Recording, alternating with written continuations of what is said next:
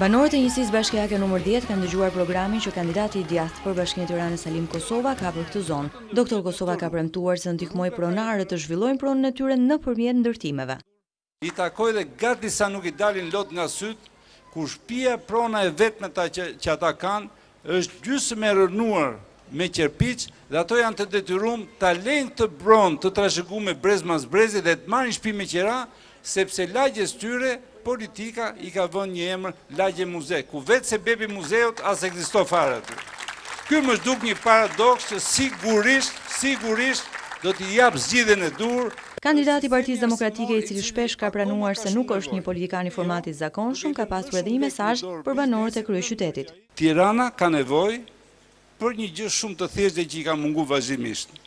Të ketë në krye një njeri i cili bashkinë do ta vej në shërbim të qytetarëve të Tiranës. Dhe nuk ka rrugë tjetër që një njeri të ri pranë meje në drejtim të Bashkisë Tiranës, përveç se sipas meritës dhe sipas takatit që do ketë për të ndjek ritmin tim dhe sipas asaj që çfarë shërbimi me sektorin që ai do mbuloj do t'i ofroj banorëve të Tiranës për çdo lloj nevoje që ata do të kenë. Në njësinë bashkiake numër 10, programi i Doktor Kosovës parashikon që në 2 vitet e para të realizohen 5 objekte të mëdha me vlerë 325 milion lek, të cilat parashikojnë përmirësim të higjienës e infrastrukturës, rekonstruksion të 62 klasave e shtim të 20 klasave të reja. Votu me 95% për pro.